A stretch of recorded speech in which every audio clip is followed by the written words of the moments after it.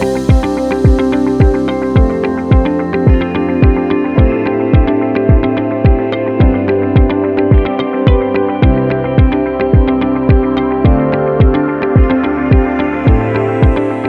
plenary is with a couple of Indian funding agencies, and the second plenary is basically on cross-cutting issues, gender inclusion, social marginalization, and street food and its significance. And the last very important plenary is on multilateral bilateral approach to Indian food systems transformation. We have three very important participants.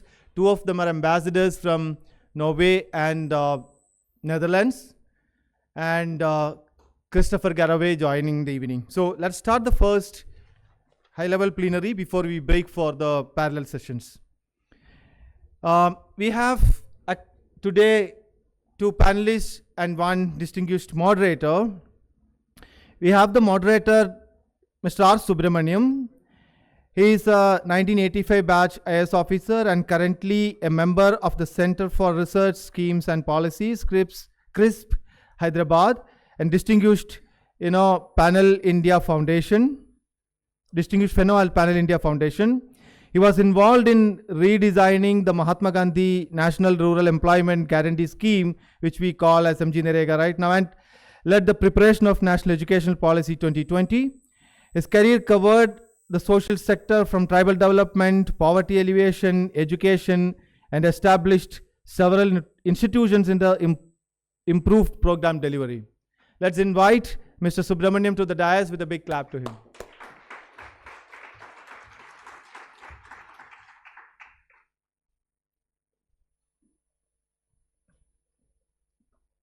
Welcome.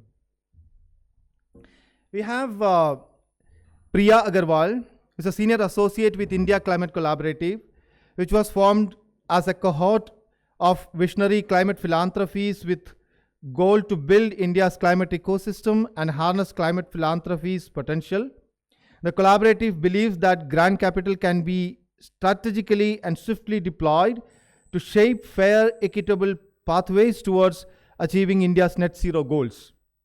At ICC, Priya is working towards making food systems sustainable through all the four segments that she attributes to as edible, environmental, economical, and empowerment. Let's welcome Priya with a big clap.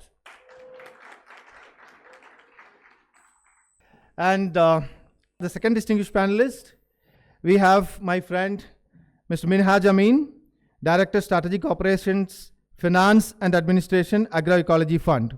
Minhaj is a change maker, I have no doubt about it, and social entrepreneur. He helped to set up Bharat Agroecological Fund, which pools funds from funders and direct them to initiatives that enable the adoption of agroecology at scale. He helped setting up National Coalition for Natural Farming, the largest network of its kind in India. His conviction that humanity will truly thrive if we alleviate suffering for all living beings has led him to co-create and direct initiatives in renewable energy, solid waste management, afforestation, water conservation, agriculture, and education, whatnot. Let's invite him with a big clap to the dais. We will leave the panel to the moderator, Mr. Subramaniam. Please, sir. Friends, good morning to everyone, and let's hope today will be a very fruitful and productive day like it has been. Friends, actually speaking to very erudite, knowledgeable and practitioner audience, and with gurus like Mr. Nandakumar sitting here, is both a very easy task and also a very difficult task. Easy because you don't need to say much because they know everything, and difficult it is because to say something which makes meaning to them is also going to be a tall task. So on that lighter note, let us just wanted to look at this session, and we have two eminent persons who have been working in the field of financing food system transformation with us. I'm sure all of you will have a lot to learn from them, probably ask some questions and clarifications, so that you go back, everybody goes back with certain increased awareness about what are the opportunities. Friends, as you know, this sector has been one of the most sensitive sectors of the Indian economy. The fact that every political party, every person of importance tries to be on the right side of the farming community really shows the importance of this particular sector. Politics apart, it is the largest employer in the Indian economy, and that position has not changed very much. Although the contribution of the sector in the GDP has come down, very, very rapidly. 1964, agriculture sector contributed more than 41% to the GDP, and today we are down to 17%. Although, as an optimist, I would like to think that it is because the other sector, service sector, is doing extremely well. Manufacturing, though, has not picked up as much, but it is doing better. It's done better, definitely, in the last 50-60 years. Not good enough, though. But I think what really sort of worries me is that we are having an aspiration of becoming $60 trillion economy by 2047. That is, we are really dreaming that we will increase our GDP by 15 times in the next 20 odd years. No, that's going to be, if we manage to script it, it will be the greatest story that humanity has ever told. And I think the key to this script, I firmly believe, is in the agriculture sector. Because this sector holds the key to the poverty, the inclusive nature of the economy, and also to the prosperity. And all the MNCs, they realize that it is the agricultural prosperity which really keeps them afloat. And, when we were battling to save Narega, I can say it on this stage, one of the very unexpected support has come from all the MNCs. They said, no, don't touch this, because this is keeping the economy and the sector, production sector, alive. So I'm stating this only to sort of underline the fact that despite the 17% contribution to the GDP, it still holds a huge key to our aspirations. I also say this because there is no innovation has happened in the last several decades, post the entire Green Revolution effort that has gone in, which actually transformed the Indian agriculture in some way. Now we are actually facing the after effects of it. And then we have not been able to really come up with a scalable model as to how we can make this agriculture more sustainable, more profitable, more ecologically sensitive, more climate resilient. There are so many question marks which are there on this sector. So therefore, friends, when we talk about 2047, for me, the biggest topic for discussion should be how do we transform Indian agriculture? Because once we crack this problem, I think so many other things get cracked. So many other problems get resolved. So I see when I go into the rural areas, talk to the poor farmers, I see that situation has actually worsened over a period of past 4 decades. When I started first going into the field, and now I see that the high risk, high input cost, high cost agriculture has actually pervaded down to the smallest farmer. So the result is very clearly increasing debt, and and the productivity is not able to cater to this debt, and as a result, the old adage, really I see it happening in my eyes, that a farmer is born in debt, lives in debt, and dies in debt. I mean, I'm not saying anything new. This is several decades back, and it actually continues so. And because of the coming of microfinance institutions, now this is again a controversial topic, but then we need to hold the bull by its horns, as they say. So there is a push of credit into the rural areas by MFIs, who actually are quite they're quite tough in both in their terms and the way that they conduct with the people. So as a result, we see a lot of farmer distress. Second thing is that a large part of the Indian agriculture is done by the tenants. They are not on the records. They have no face in the official system, because they don't have any written contracts, but they are doing all the toil, and there is no certainty that they will get the land next year. So once you do not have the certainty, you actually don't invest. So very little investment is actually going into sustaining the land, the resources, the natural resources. This is a big crisis point for us. The third thing, of course, is connected with this is the profitability. So when you keep on going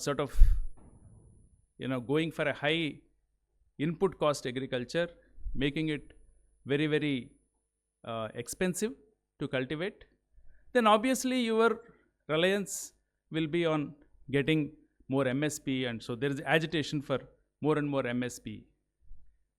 Bypassing the basic issue as to, can we make this agriculture less expensive? I think the key for the transformation of the Indian agriculture, I feel, I'm sure all of you are more erudite and you will have more different opinions, is to how do you reduce the cost of cultivation by going back to some sort of a natural practices. So this is one area, profitability is one area where we are having serious issues. The last thing that I would like to say is that the climate resilience is actually is emerging as a major problem, doubling the risk of the farmers. Risk of which farmers? The tenant farmers, the persons who are actually putting in all their labor, all their money, without being any record, without getting any assistance from anybody. I think all the government money that goes, it actually goes to the landowner. It does not go to the person who is actually tilling the land. So the climate, extreme events of the climate change are actually impacting this poor, the people who are actually cultivating. So that is the crisis that we are facing, and I will be very happy that a gathering like this debate on this and come up with solutions. In my own eyes, I mean, I can see some goodness happening, and that goodness is not happening from the side of the government. I can be forthright on that. The goodness is happening because the poor, the women, the self-help groups have come together and said that, no, we will not have any more chemicals. We will be able to do this with a natural farming practices. What has that done? First thing is, straight away, it is an empowerment of the women farmers who actually contribute the largest quantum of labor in actually running the agriculture on their own. It's a self-reliance. The second thing it has done is the nutritional standards within the family has increased, because the moment you move to a natural farming practices, your you are actually diversifying your your agricultural mix. So you are growing vegetables, you are growing something for paddy, some wheat, some pulses. So the nutritional standards of the household as a whole has increased. And contrary to the opinion that is expressed by many of our agricultural scientists, God be with them, is that the productivity has not fallen. See, normally when the poor farmers take to natural farming, our so-called agricultural scientific community says that no, this will lead to fall in productivity. The evidence from the field that is emerging shows that that's not so. The productivity increases when you actually rely more on nature than on chemicals. And it is cheaper, it is more ecologically sustainable, and it leads to profitability. It is a very simple mathematics that you reduce your cost, even if your overall proceeds from the sale remains the same, you are actually making a profit. So there are many experiments like this. I have seen, of course, Amul Palekar's, the entire experience in Maharashtra. Subhash Palekar, sorry. Yeah, that is, yes. I think actually that should be more popular name. So Subhash Palekar's experiments in Maharashtra has actually given inspiration to a lot of work in Andhra Pradesh. I have seen Mr. Vijay Kumar, I think many of you would know him, who toils, lives this dream of bringing in ecologically sustainable agriculture through self-help groups and the women farmers in small holdings. So I think now we are talking in terms of about 1 million acres, which is adopting this sort of a natural farming. But unfortunately, now the point that I'm making here, the context of today's discussion, is that experiments like this do not get government funding. Why? Because the mainline government is still thinking in terms of pushing in more of chemicals, more of manufactured seeds. The green revolution practices they're trying to push further, and this sort of experiments are not getting that sort of a government support. Of course, Andhra Pradesh has been an exception because they have set up a society which is funded by the government, but still they struggle for money. So the question that I would put to this panel, eminent persons, both of them are, who have actually seen this, is there a scope to fund that sort of an experiment, which is run by the people, which is run for the ecology, which is more sustainable, and which is not funded by government? Is there any scope for funding really poor tenant farmers, for example, who, they are, as I said, they are nowhere. They are not in the records, nowhere in the government system. So is there a way to fund an agriculture which is done by them following natural practices? And if we can actually bring in some funding for this, I'm sure the transformation will begin. Transformation in the Indian poverty, I'm now just digressing a bit. The transformation of the Indian poverty system, poverty, has actually started, again, not from the government. It is started from people. It has started from the poor people coming together into self-help groups and then realizing their own strength of a collective functioning, collective saving, building up social capital. And today we are celebrating that the Indian poverty has sharply fallen. One of the biggest falls of the poverty ever is after 2000. After 2000, and that has actually happened primarily because of the organization of the rural poor. So similar story is ready to be scripted. So my question to Minas to start with, and then to Priya, is: are we ready? to fund such a script. Thank you. Yes.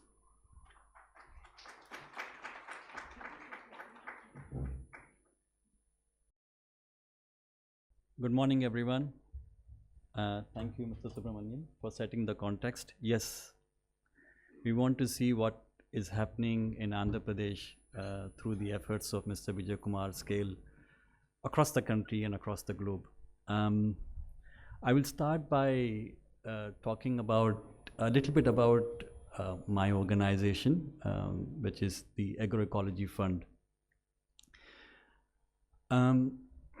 I don't know how many of you have heard about it or know Agroecology Fund. We are a very small fund.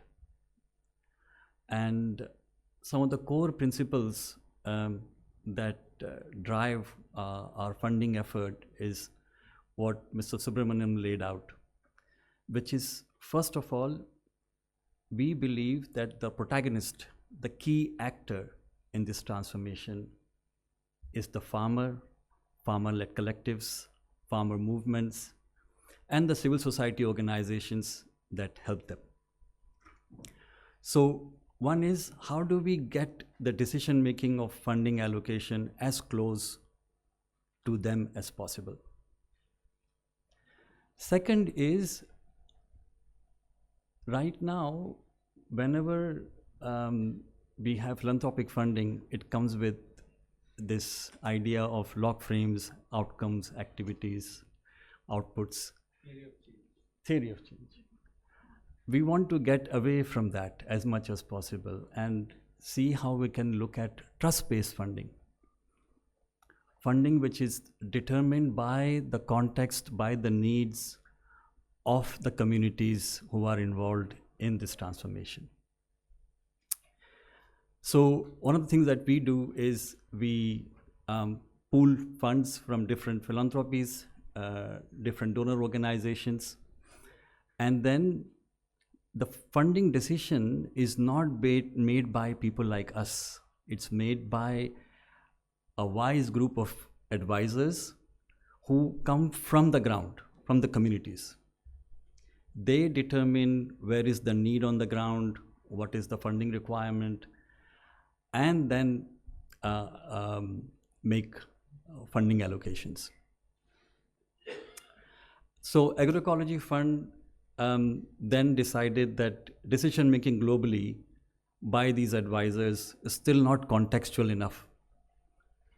And with the help of IKEA Foundation, which is present in the room, an effort was made to create regional funds. So right now we have a fund in Mexico, in the Yucatan region. We have Bharat Agroecology Fund, which is now focused on India. We have a local advisory board. We are now going to do round 3 of funding soon, but the amounts are very, very tiny, and I'll come to that in a minute. And we are also creating funds in East and West Africa. So Bharat Agroecology Fund is essentially a very tiny drop in the amount of funding we need for this large-scale transformation that Mr. Subramanian talked about, that we need in the country. So one of the things we realized early on is in India, there are a few things which we need to look at and maybe shift. One is funding allocations are determined by philanthropic organizations. And maybe that needs to shift a little bit more towards organizations, people involved on the ground in this work. Second is, each organization has their own theory of change. And the funding comes for very specific pieces on the ground. And when the projects are going on the ground, they seem very disjointed. The large-scale systemic transformation that we are looking for doesn't really come through. So unless we start to, and then we were just talking, Mr. Subramanian and I before, we start to look at pooled effort on the ground, where different funding sources, different domains of expertise, be it for markets, be it on-ground training, be it inputs, come together in a more organized fashion, large-scale transformation will be very challenging. And that's where we, some of the funders and other stakeholders came together to co-create this consortium, which we call the Consortium for Agroecological Transformations. This is one of the flagship efforts that we are undertaking along with the ICC and many other stakeholders. And I would like to take you through a short presentation on CAT.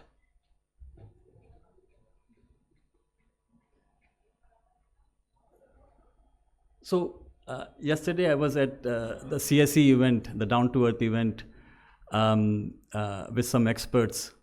And what we heard was two things. One is that Indian diet for most of the people is not good enough and creates malnourishment, stunting, and so on and so forth. On the other hand, Indian diet is the most sustainable one. Yeah. And if we all adopted Indian diets, that would solve the problem of sustainability in terms of food systems. So we are struggling with these two things. Yeah, we have to stay within the planetary boundaries and also ensure, particularly in the case of developing countries like India, the basic needs of the population. And this sets the context for me, like how will we do the food transformation while keeping within the planetary boundaries and ensuring good food for all, and accessible, of course. I will not take too much time through these slides because we are within, talking to the experts. But India is struggling with many of the key ecological challenges, be it land degradation, be it food insecurity. On the hunger index, we are on 103. We are the 4 most vulnerable countries with respect to food security, with climate change. Anemia is affecting 50% of the women, 60% of children. Biodiversity loss is significant. I don't know whether this is something that I like to show often, that now the majority of mammal mass on the planet is human driven. We have killed all other mammals in the world for our survival. 60% of the weight is livestock and 36% humans. The giraffes, the hippos, the elephants, and all the rest is now only 4%. This is the loss of biodiversity. And India, of course, is also on, 90% of the area under biodiversity hotspots is in danger. In terms of forest cover, most of it is gone. Most of our land is under cultivation.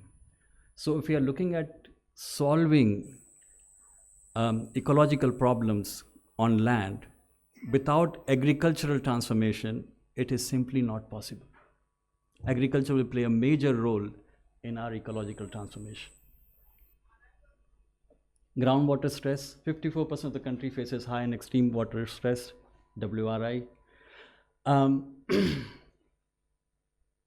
Again, excess use, and Mr. Subramanian talked about it, excess use of fertilizers has caused huge groundwater pollution, both nitrogen and phosphorus. India is 2.5% of the total land mass of the world, supports 18% of human population and 15% of all livestock. That's a lot of weight on a small land mass. Now we'll come to agroecology. Now another challenge we face is what terms to use to talk about this new way of agriculture, farming, cultivation. Yeah, and it gets very confusing, particularly for all stakeholders that we engage with. Um, so just very briefly, what I want to say is, one is we have to recognize that we are all in transition. Green revolution practices are deeply embedded into our farming systems. You can't change, replace them overnight. We are all on a journey. The task here is to converge all these efforts to make this new movement possible. So as you see on this chart, some of these things are all about efficiency, yeah. But we are looking at redesigning the whole system. Also, we are not just looking at farm-based transformation, but a food system transformation, which means good food for all, which is accessible, with better livelihoods for the producers. So agroecology is a term that we use, which kind of is a larger tent within which all of these movements can find themselves. And just to talk about what we mean by agroecology is not just on-farm practices. It's about connecting different stakeholders together. It's about land and natural resource management. It's about co-creation of knowledge. It's about soil health, the most important thing for rejuvenating our agriculture system. It's about social values and diets. So when I say agroecology, I mean this level of transformation.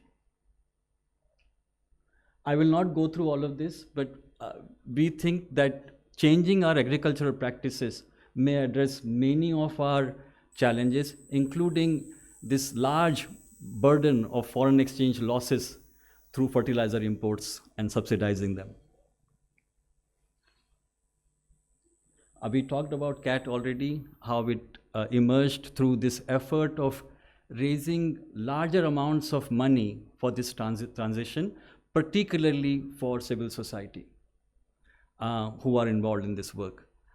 We did some back of the envelope calculations and we realized that even if we want to transition 30% of the country, which is mostly, I'm talking about rain-fed areas which are receptive to for this kind of transition, the cost is $1 billion per year.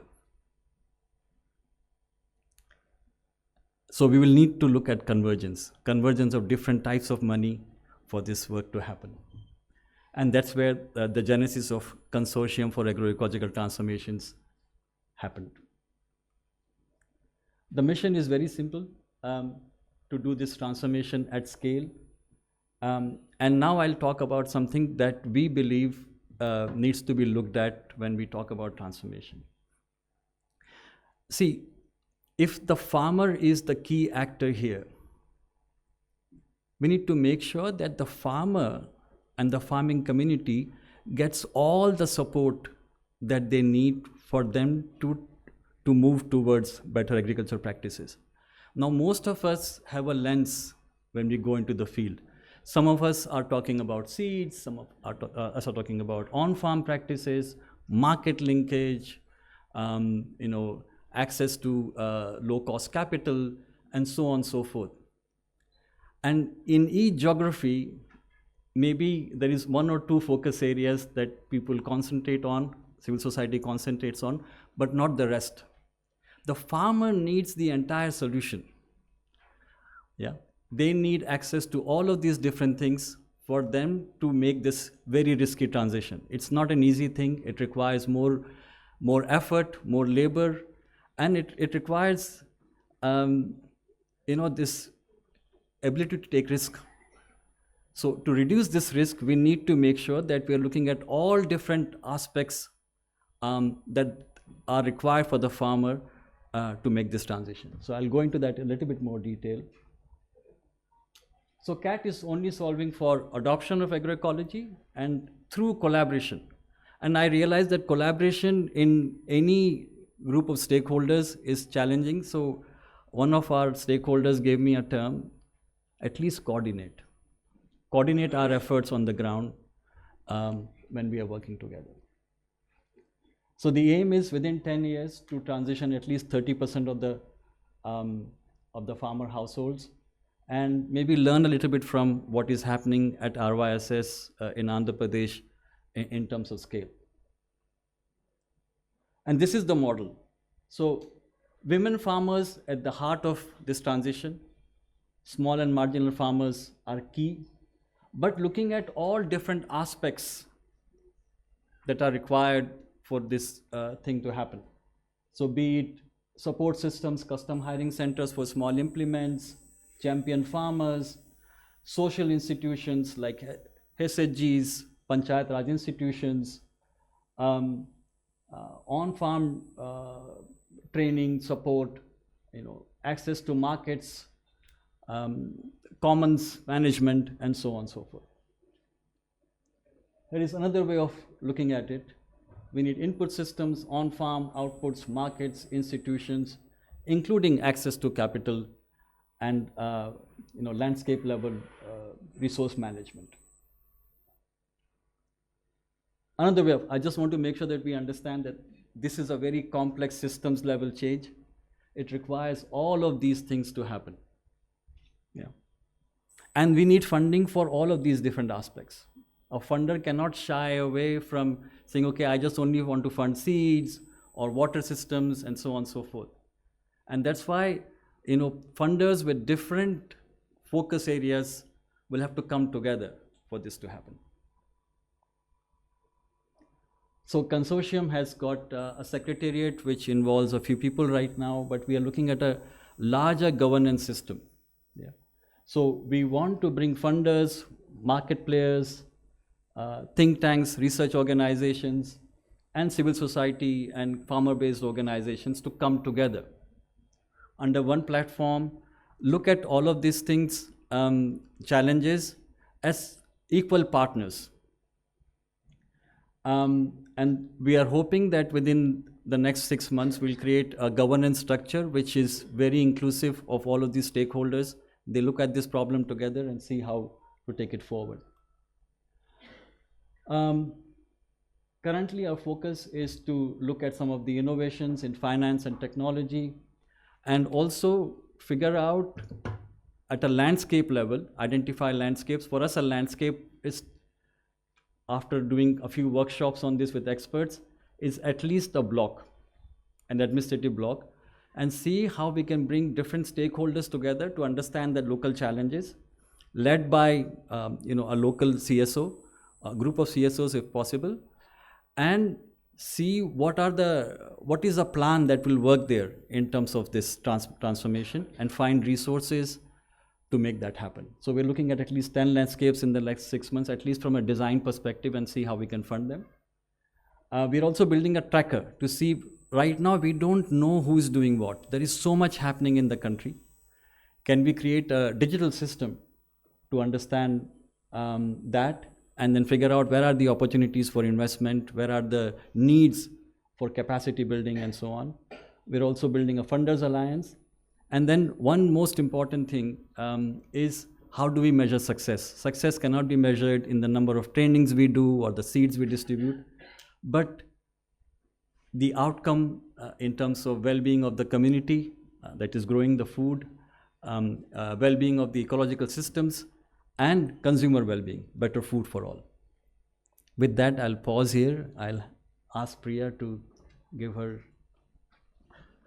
Thank you.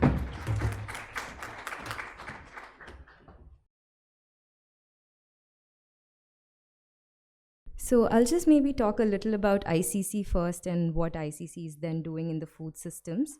ICC is a collaborative. It's called India Climate Collaborative. The focus is on climate, and climate is essentially a lens for us. So every issue that India has, all development issues, have one, how they are creating climate vulnerabilities in India, and two, how they can be solutions to climate action in India. So ICC is sort of enabling that wide spectrum of solutions, with climate being the forerunner in all the conversations and all the actions that it takes. There are multiple areas in which ICC works, be it energy, be it food systems, be it just transitions, enabling energy nexus at various positions, and all of this is basically done and is being looked at to sort of enable how philanthropic money can be moved towards these solutions so that it can act as a catalyzer to bring in other funds and other resources to take these solutions at scale. So ICC sits at the middle ground between different philanthropists and different solutions on ground, because it always has to be bottom up in many ways. So how do you bring those exemplary solutions from ground and match make them with philanthropists? Also, it's sort of a tricky journey because philanthropy in India has been working in a certain way. It looks at vertical interventions to see how one KPI may be or one solution can be acted on.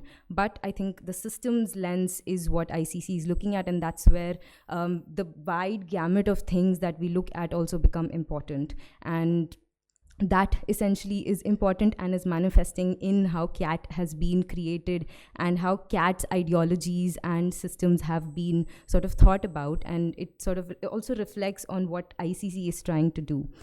While there are other spaces in which we work at, food systems is one big bet for us in the longer term, and we want to see how not just on farm level or plot level, household level, but how can systems be changed at a food system level? How can different actors be brought together? I think it's instinctive in a way to say that as a collaborative, ICC would be doing that, and has been also creating other collaboratives, like, for example, the Consortium for Agroecological Transformations. There are a few others that we work on, like the India Agrivoltaics Alliance, which essentially works on agriculture and energy as a nexus. We work on Sugam CSS, which is working on how you bring green energy into post-harvest and storage solutions for agriculture.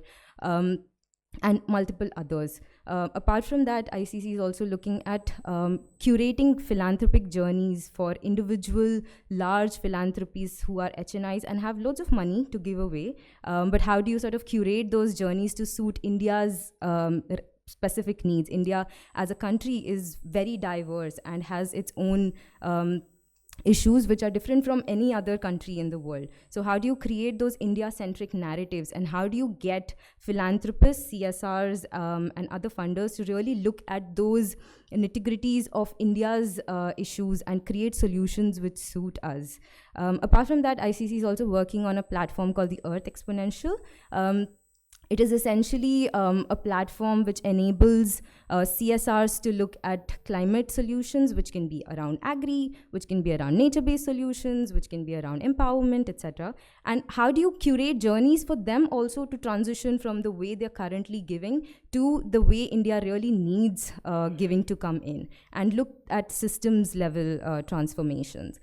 There's one last, it's called funds. So funds like Bharat Agroecology Fund or Harit Bharat Fund or GROW, how do you again bring systems level thinking into these larger funds which are pooling money and giving away to different organizations? I think it's important again to sort of create that lever of collaboration, of transformation at that larger level, because working on, like I already said, any one intervention is a win for that one particular funder or one particular philanthropist. But how do you look at other consequences which go unheard of or which go unseen if you're only working on that one solution? Like, for example, if you're looking only on productivity, but then if you stop to even consider, if you don't consider maybe soil productivity, on how there is impact on water, or how does it impact climate at large?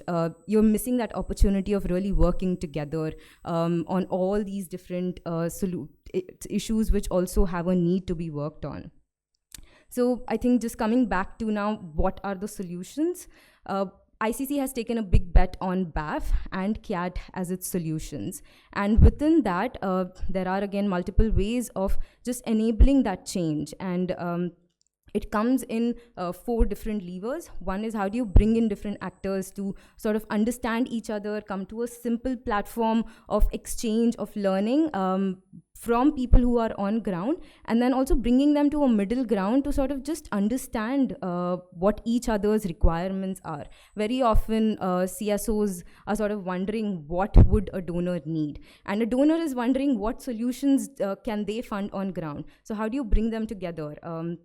And then there are learning requirements, there are knowledge requirements, there are innovation requirements. So how do you bring all of these different actors together on one platform for them to really talk about those needs? So convenings, although they are considered as talk shops, but how do you bring people together to sort of hear each other out and for them to understand?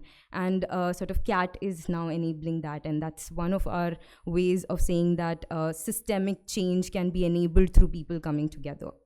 Second is, how do you enable finance? While we know that policy level and public funds are quite difficult to really tap into because they have their own mechanisms of working, but in the interim, how do you create catalytic solutions on ground using philanthropic capital, because it comes with its own autonomy of deciding where it wants to really put that resource into, and how can it sort of be an enabler to a larger scale level, larger scale solution. So sort of creating those models which can be used for public interventions and at private level interventions, because that's where a lot of money also sits in, other than where philanthropic money comes from, is one other way of looking at it.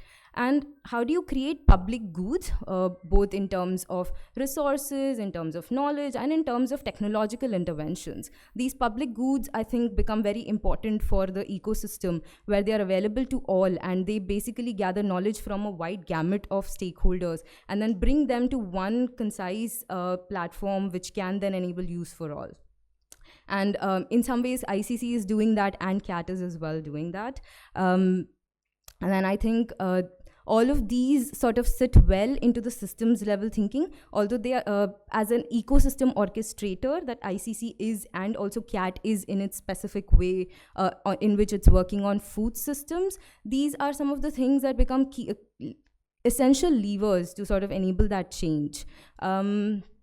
And I think just going back to how CAT is enabling this, it is trying to do all of these things and much more, but with the food systems lens, and sort of ICC is enabling that for the larger ecosystem of the development sector in India. Yeah, I think I'll stop there.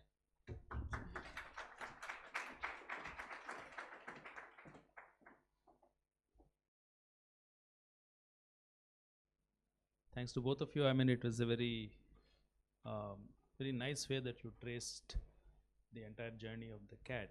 So just wanted to, Minas, from for the benefit of all others, where do you see CAT in the next, say, 5 years, in terms of the number of quantum of money that you would like to mobilize, and how many people that you would like, how many projects that you would like to fund? I mean, I know public commitment you may not be able to give, but as a person who has been in this sector, where do you think in the next 5 years CAT can be?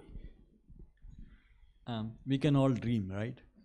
So I think, Mr. Subramanian, one important thing here is not where CAT wants to be, where we need to be because of the crisis that we are facing. So if you look at the climate crisis, the water crisis, the nutritional crisis, I think these are all very pressing issues. And the food systems transformation that we are talking about may have some solutions, the key to some of the solutions that we need to address this. So from that perspective, a few things that we want to work on. One is, how do we get Indian philanthropy interested in converging their investments on the ground? That's very critical. They can have their own, focus areas, but coordinating efforts on the ground is very critical.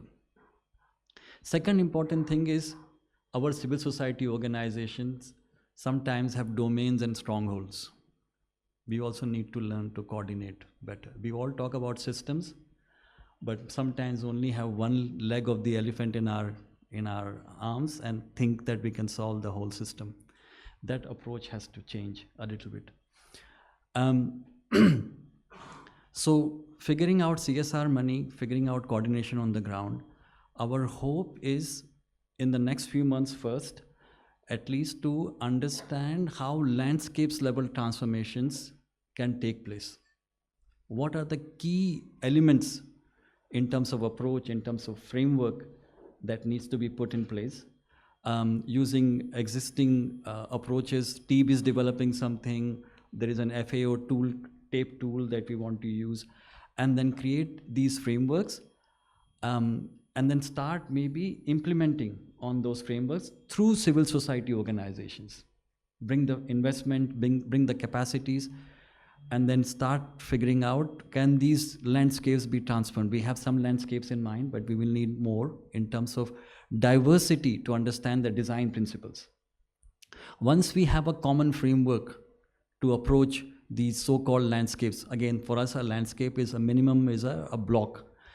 The reason I say block is for many of these services to sustain themselves for the long term, be it seed providers or bio input providers or market players, you need volumes. If there are only 50 farmers doing so-called natural farming, agroecology based practices in a region, you can't sustain a bio input resource center. That is not possible. You can't sustain a self-help group run seed systems, seed enterprise. So that's why a block. So create these landscapes and then figure out how we can work with diverse stakeholders, be it government through policies and schemes, through philanthropic money, through private investment, to scale these landscapes across the country. And our aim is to saturate at least 30% of the country in the 10 years.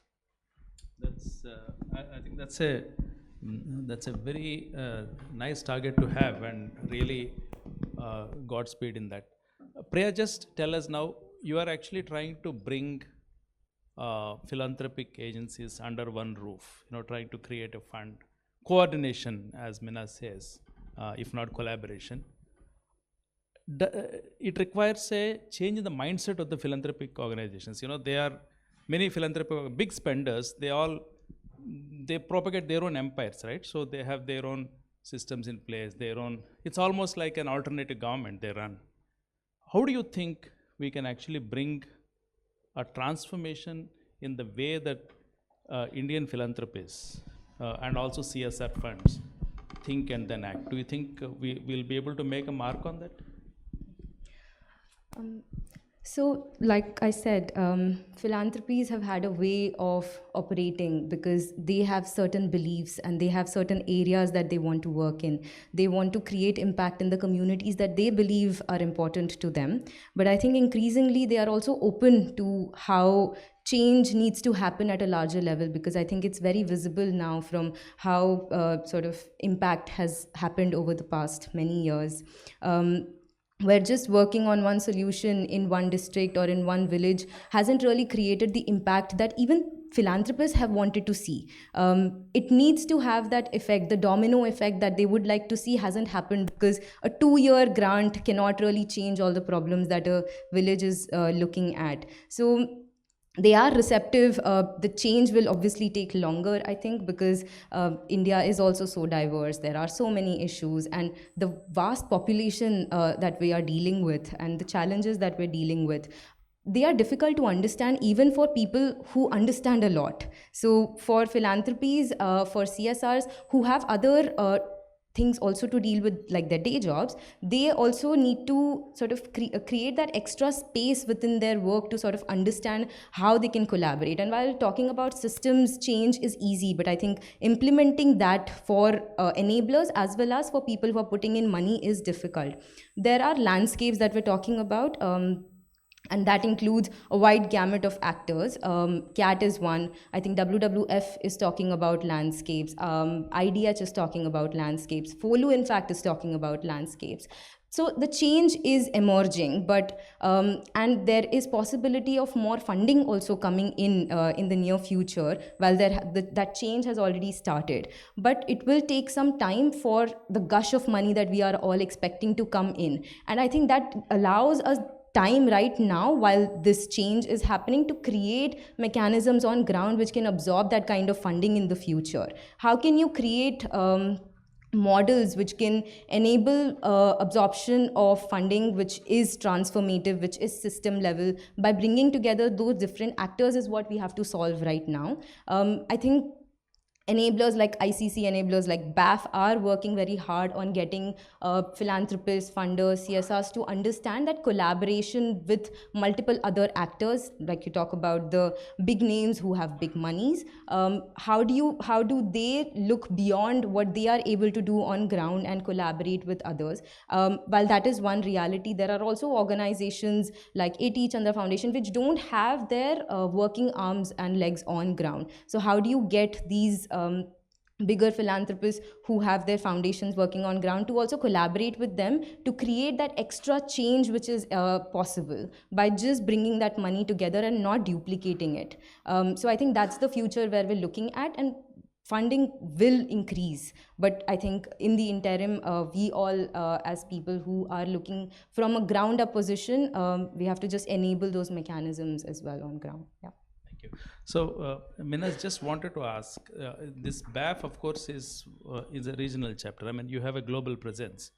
So, would you like to share some experiences from other countries? I mean, where things have actually worked much better? Is there some experience which you can share, which we can probably look at it and adapt?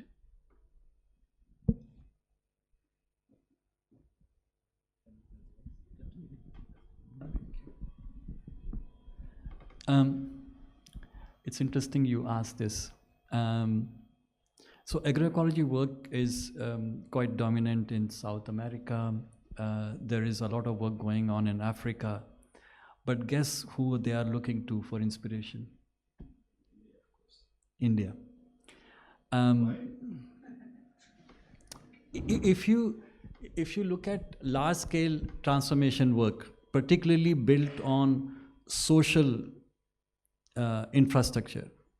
So one thing that's very important is that if the communities are not organized in some form or shape, particularly women-based organizations, then it's very difficult to overlay this with the kind of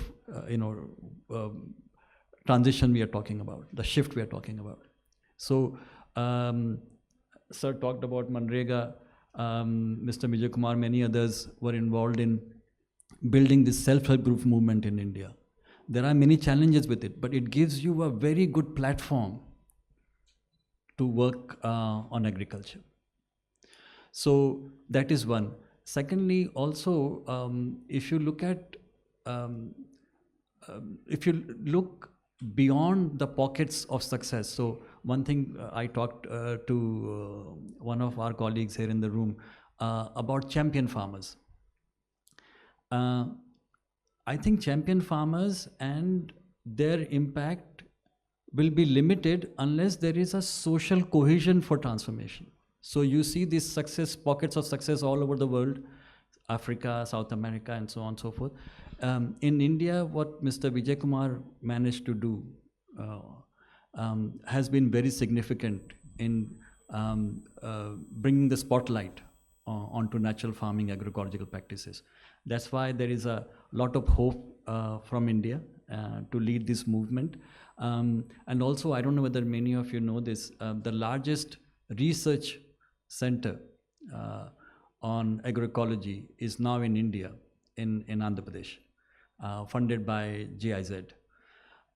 So all of this put together, I think we look at Andhra Pradesh for leadership. But I think one has to understand that, again, for me, Mr. Vijay Kumar is in a unique position, having worked in government, having a very good understanding of self-help group movements, to be able to lead the work that he does in Andhra Pradesh.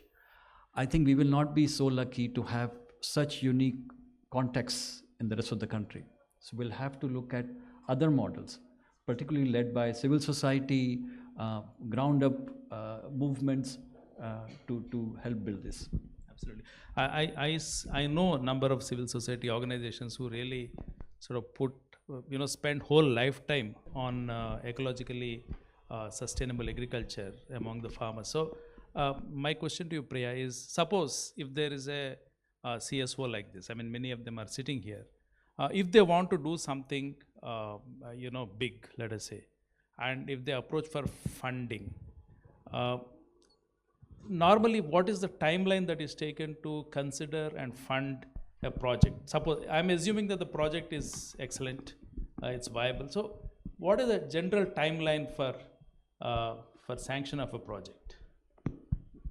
Within ICC, I think we give out small seed grants. So the processes, I think, are different from how it would be sort of funded in other organizations.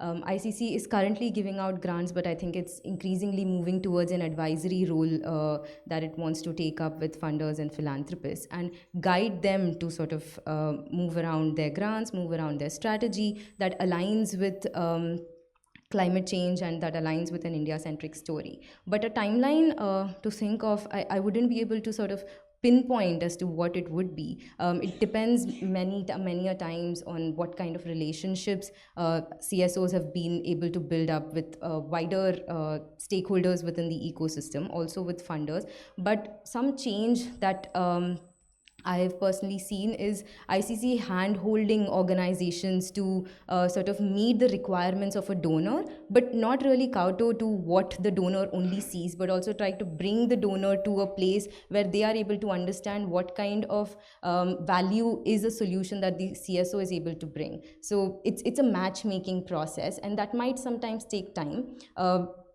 To put a timeline to it, in an era like today where there are organizations which work based on their historical ways of working versus how they are also transitioning to a newer way of working, where they act as not leaders in philanthropy, but as partners to the CSOs. I think that's the change that will sort of reduce the timeline. There are many platforms which are enabling this, something like Social Stock Exchange, which A.T. Chandra Foundation has brought about, like Earth Exponential, which ICC has brought about. These are enabling a sort of a shorter timeline, and that partnership between donors and the CSOs, I think that's more important. And maybe in the future we can also look at how CSOs don't actually have to really go to the donors, but donors bring their money to a sort of a platform which can enable just direct funneling of funds to CSOs and to ground level solutions which are worth exploring. And sometimes there are solutions which don't really get picked up but need funding and are brilliant. I think that is the change where we are moving towards. That will be very useful, because I'm sure many of these people who've been working at the field level, there is always a amount of uncertainty whether I'll get funding or not, whether I'll be able to sustain my work or not. So that uncertainty actually kills a lot of enthusiasm. So I think if ICC and consortiums like this, if they work on certain amount of modalities, best practices as to how do you assess, that will be how do you assess a particular project, and that will be great help to the CSOs who are sitting here. Just moving on to Minas, I mean, you are really one big player here. So, but the biggest player is the government, right? So, government has got enormous amount of resources. And if it, it has caused green revolution, right? So do you think you would like to invest money on advocacy so that the government policy change can be brought about for funding this sort of innovations in agriculture? Do you think that's one area you would BAF or CAT would like to work on? I will come to that, but I just want to just pick up where Priya left. So one is just on funding partners on the ground. One thing that we have to acknowledge, that this work is a long-term investment in a region. So this short-term funding of 2 to 3 years is not going to cut it. We have learned from various experiments across the world, in India. So we'll have to build this kind of mechanisms which are even the CSR funding can only be for 3 years. So we're trying to figure out how, if we choose a region, different CSR organizations can fund over a longer period. If one leaves, the other one comes in. So this is something that we really have to look at. Second is, philanthropic money is shrinking, whether we like it or not, in the country. And that is creating this environment of competition. We will have to see how this competition can turn into collaboration through various mechanisms. One is funding which is based on need rather than project proposals. Understanding on the ground, that's why the tracker is very important. Understanding local context. Once a region has been chosen, then bringing different fundings together for longer term, for all the different partners becomes very critical. This is not happening, but this has to happen. And coming to your point, I don't think our space is not advocacy. Our space is to understand with government what are the so there are so many schemes, not enough, but there are still plenty which are going unused in terms of this transition. Can we use Manrega funding for many of the things that need to be done on the ground? That's a huge potential there. Can we also figure out how programs around National Mission on Natural Farming and so on and so forth, the BRCs, the 10,000 BRCs, some money has been allocated. How can civil society, philanthropy, various stakeholders come together to align some of those allocated fundings on the ground in the mix of this targeted transformation that we're looking at is something that we should work on. Thank you very much. So I think I really thank both of you for sort of bringing a new perspective to the entire a funding system which can actually sustain, help innovations and ecologically sustainable farming practices. And we would certainly like to see initiatives like CAT flourish further. And you have really brought out some very fundamentally refreshing ideas on the way that donors can probably sort of look at this sort of initiatives. And I'm sure many of you who are sitting here would have a number of questions to ask, but unfortunately Hari says that the time is up and he decides. So I therefore sort of invite all of you to interact with both of them during the tea break, but there's one hand which cannot resist, so I must take his question. Yeah. If I want my farmer to work more, that is not reflected in the GDP of today. If he wants to travel by cycle and reach his or her place, cannot. So I think there's a need for a new GDP which we want for India. Thank you so much, sirs. Thank you. Of course, I think when the change occurs on a scale, I'm sure it will definitely reflect in the GDP. But as you are saying, if there is something wrong with the way that we estimate our GDP, we can certainly look at that. But I think the problem is with the scale. So I think a lot of good things are happening, but on a small scale. So I think once they get scaled up, and that's where gentlemen like you and Priya, your efforts would all help in making this happen. Of transformation on scale. And thank you very much for your time and for all your attention. Thank you very much.